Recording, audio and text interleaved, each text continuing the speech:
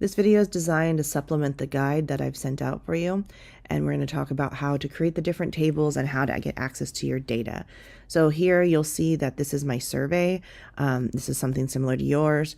You can click on data analytics or results to get the data that you need. Here would be line by line, and also where you're going to create your crosstabs. So when you click on the data and analytics, you'll click on crosstabs IQ. That's where you're going to be able to create your cross tabulation or your bivariate table. It is where you're going to look for a relationship between two variables. The intention of a bivariate table is to do just that, to see if there's a relationship between two variables, ideally categorical variables, so ordinal or nominal.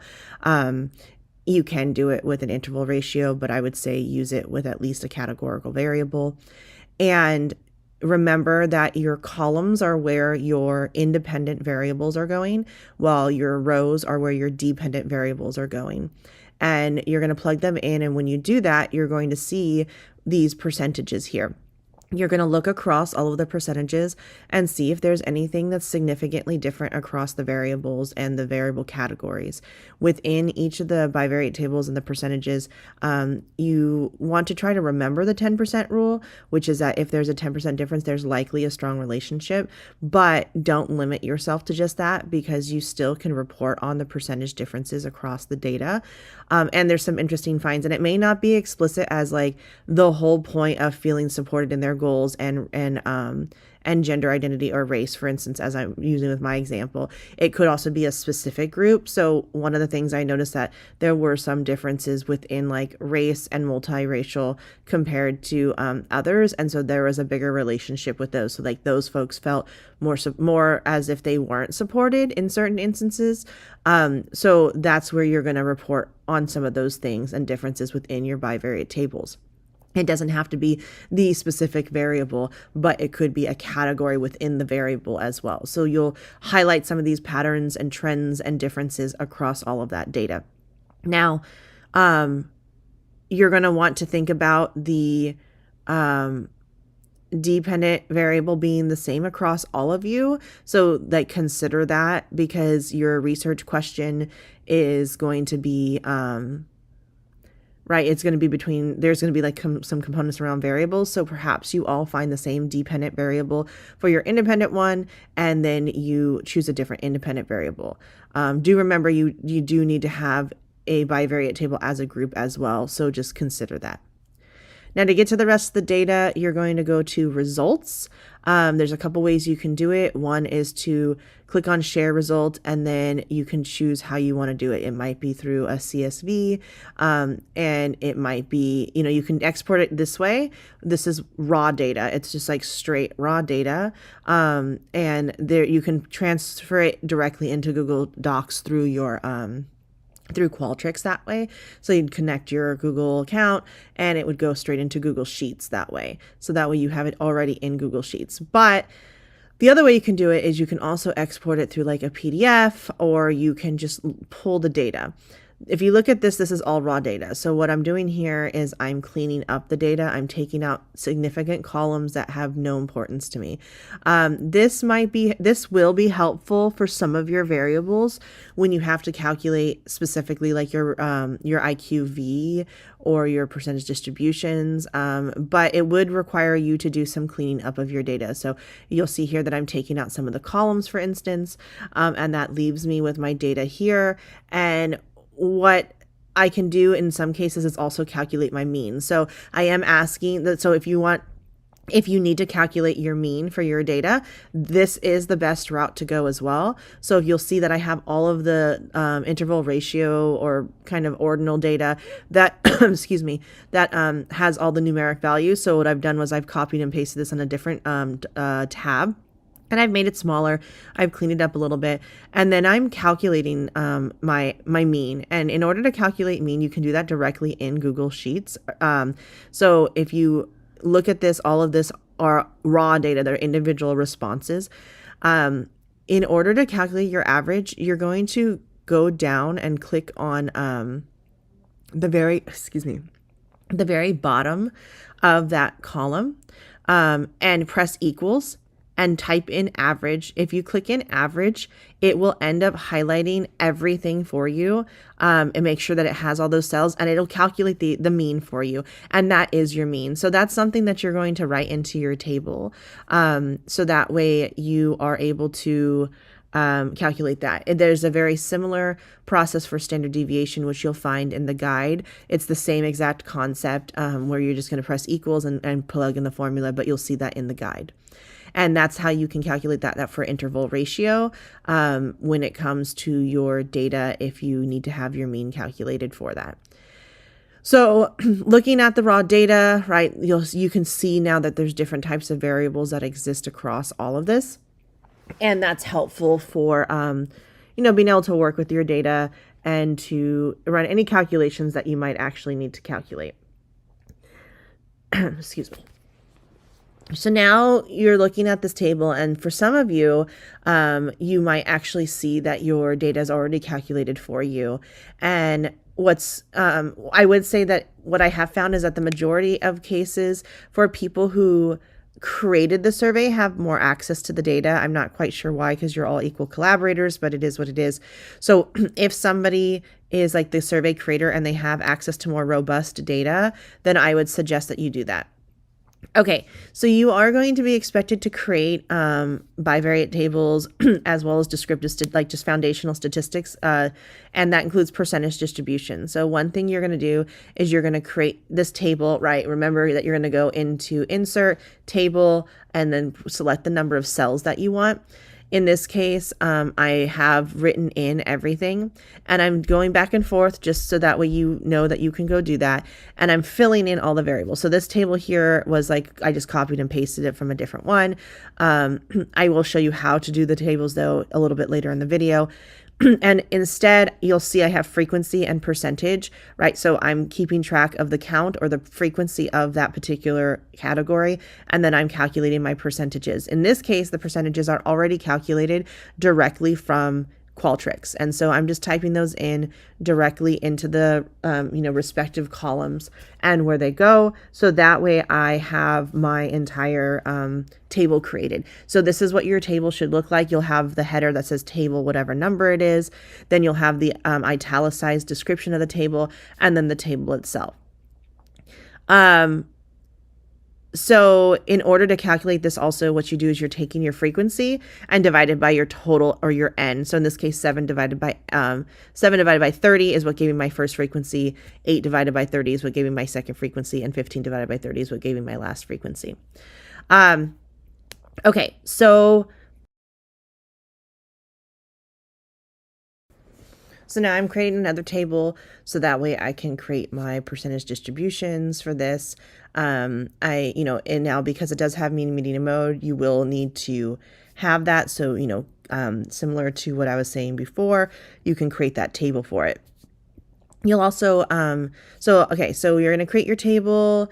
I'm just showing you how to create a table. Remember to go to insert, go to table, and then you're going to go across all that. In this particular case, just remember that you can't exactly just put it in there. You'll have to go down a couple steps to not have it shoved into the previous table.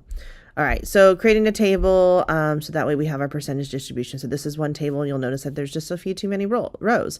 So what I would end up doing is kind of condensing them.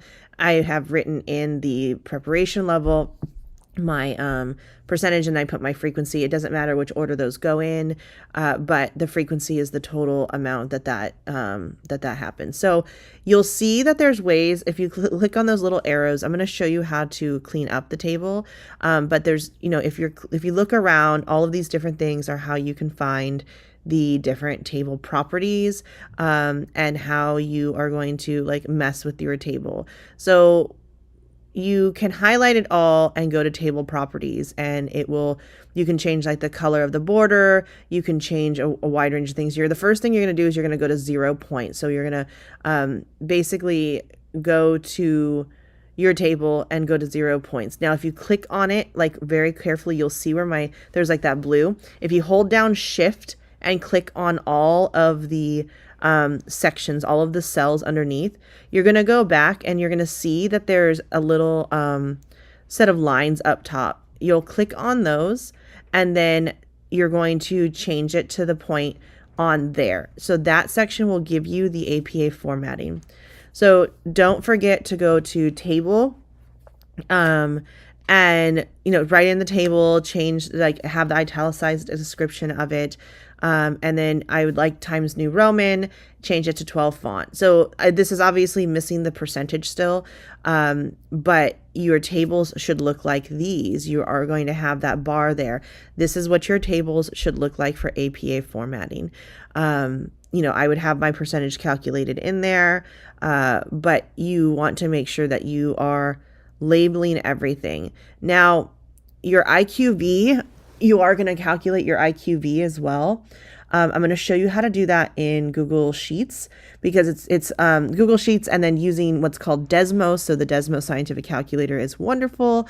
But you do want to have your IQV, which is the index for qualitative variation, and that should be used for your categorical variables. So you're going to find your data. In this case, I'm finding a categorical variable that is nominal specifically, and it was around like goals for high school. So what I did was I created like another little table. I cleaned it up so that way that all the responses are empty, or the empty responses are gone. I create another table over here. I have N, which is my how many people responded, so 29. So now I'm creating like another table in Google Sheets real fast, and I'm writing down all of the options that were available, that I had selected on my survey. So all the categories or options that were available there. So I'm typing them in, and then what I'm going to do is I'm just going to count them, so that way they're available. Now, if you go to the other results, that's totally fine too. I'm just showing you how this is one way to do this, right? If you were to go to a different results section and it had like 7 for this response, 8 for that response, that's totally fine to do as well.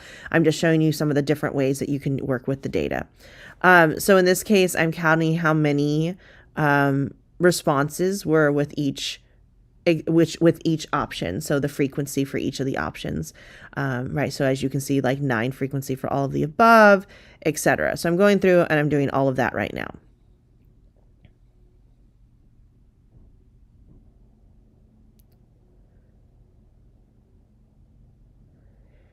You need to remember that you also need to have a total row, because totals are always necessary for percentage distributions, because you need something to divide the rest of your data from. So you have your total, and then you are going to have, you're going to calculate your percentages as well once you have everything put in and calculated. In order to have your IQV, you're going to want to refer to the guide. The IQV formula is K times, and in parentheses, 100 squared minus the sum of percentages squared. And then you're going to divide that by 100 squared times K minus 1. So in the guide, I have a picture of the formula, and then I have the steps that you're going to take. Before you even can get to that, you have to have your percentages calculated. So what I'm doing is I'm in the cells, I'm pressing equals, and I'm clicking on the frequency and dividing it by the total. So that way I can get my percentage. You'll notice it gives you a decimal. What I've done is I highlight them again, make sure they're highlighted. I go to format, go to number, and I go to percent. It automatically converts that over.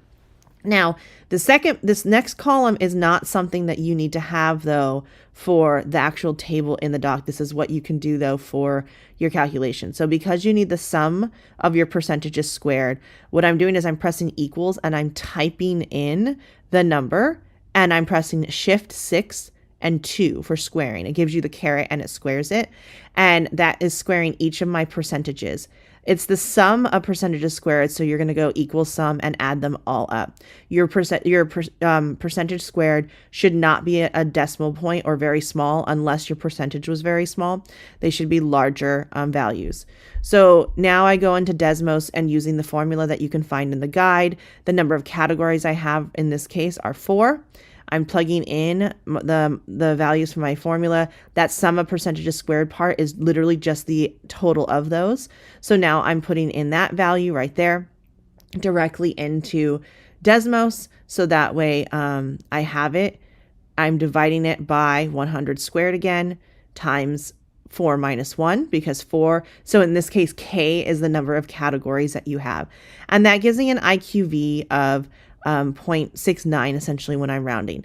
What the IQV represents is diversity. So of all the possible differences that could exist within my sample around goals, my IQV is 0.69, which represents 69% of the differences. So really it's the sample only represents 69% of all the differences across high school graduation goals.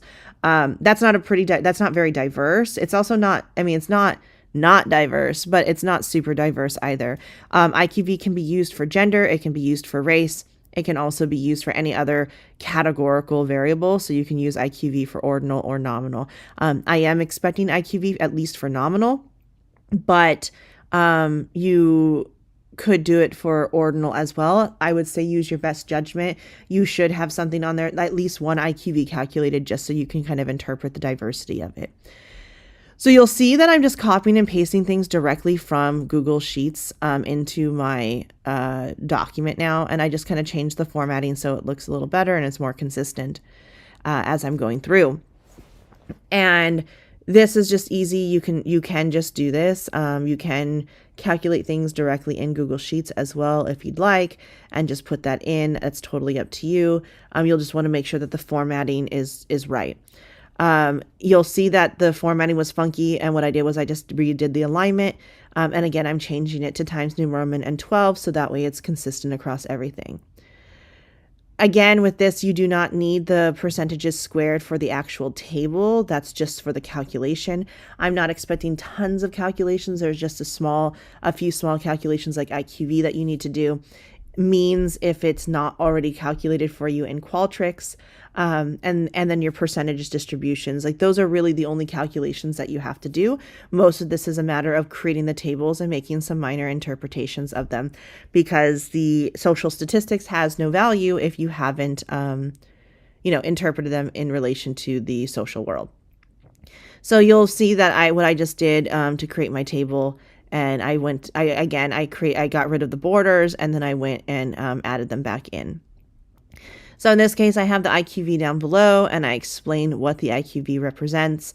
Very similarly, you may want to consider that for, you will want to have that for your group one, but you'll definitely want to have them for your individual one, and you'll want to have those interpretations because that is a part of your descriptive statistics results.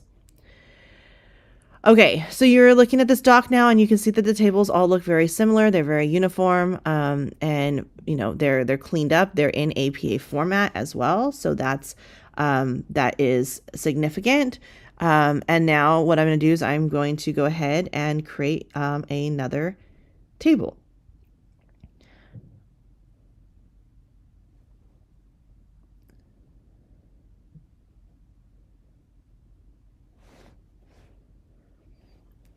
So now I'm creating my bivariate table very specifically. My bivariate table is, again, the table that we're creating in order to look at a relationship between two variables.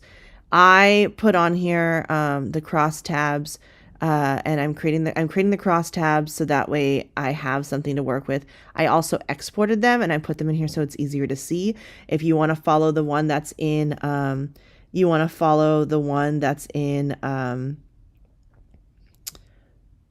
the results section, that's totally fine.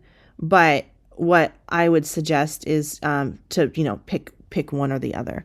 So I have this here, and I have to clean things up a little bit now, because within that, I need to still describe my table, and I need to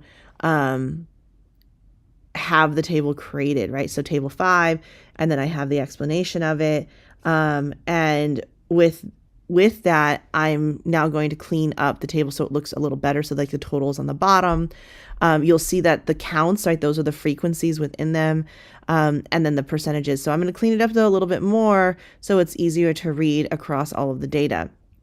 So I'm going in now, and I'm going to create the different cells that there are. So I'm counting, and I'm going to insert them, right? Insert table, etc., and go through all of those, and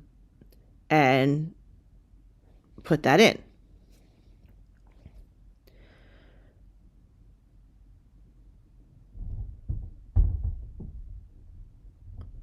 I'm looking at the categories, and I'm looking at, the options and the percentages. So I'm just going to start putting them in.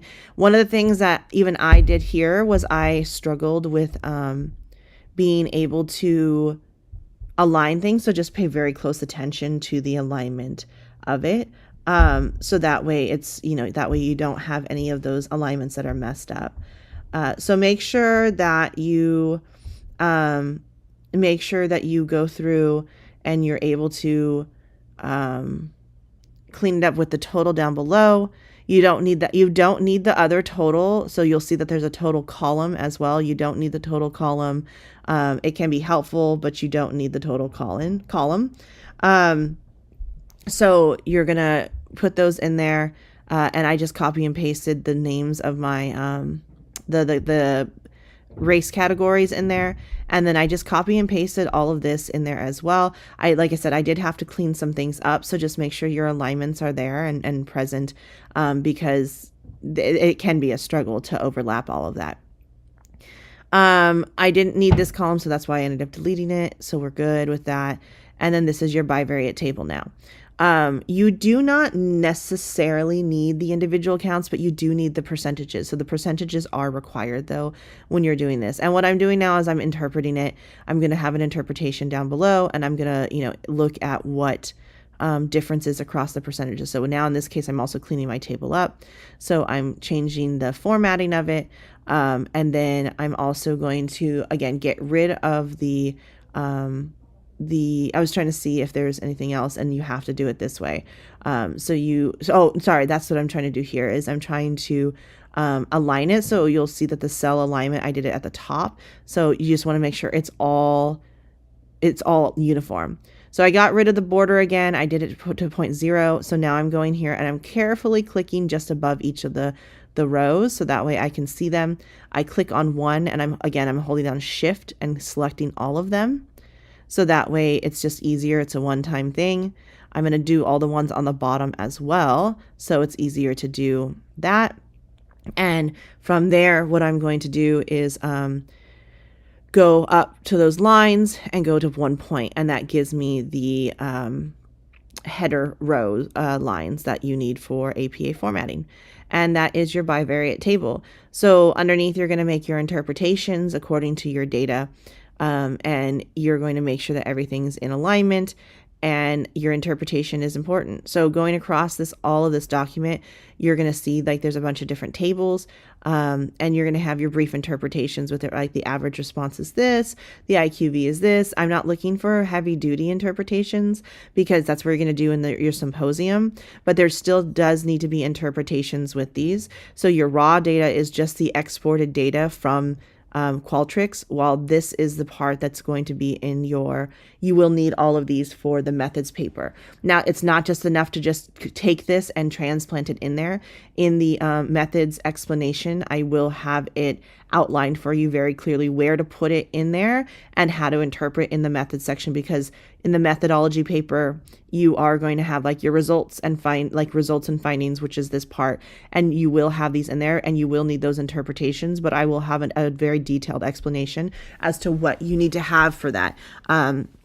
I would suggest that you have like your quantitative and qualitative stuff either separately, or if there's overlapping themes, you can have them together that way.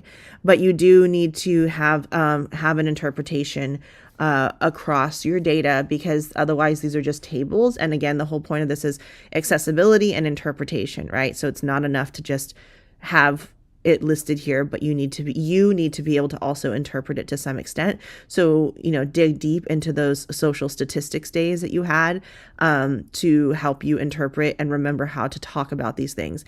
You will be having to engage in conversation with people at the symposium. So it's not enough to just write the sentences, but to know what it means, right? So you're not just going to be like, oh, well, 23%. That means that 23% of people said, that. And meanwhile, it was split down the middle with sometimes, in my particular case, in this example here. So whatever your values are, will be important. And then in order to delete things, you can just highlight rows, you right click it and go to delete, and that'll help clean up your tables, which will be significant for your methodology paper and formatting purposes when you go through it. And that's basically how you're going to go through this document. I have the guide as well, so I recognize that maybe I talked a little fast, but there was some repetition here. And then you have the guide as well, so hopefully that will help with what you need. Last thoughts are, if you have a variable that does not have it calculated, you will want to calculate the average yourself. But if it doesn't have standard deviation, you don't have to calculate that yourself necessarily. But you will need to calculate your IQV, and you should be able to calculate your average, which I did show you at the beginning how you can do that using that equal average feature. So if you have any other questions, let me know. Just make sure that you are doing your interpretations. You will need to have a final interpretation as well as a group, and for your own bivariate table, which should be included in your methodology paper too.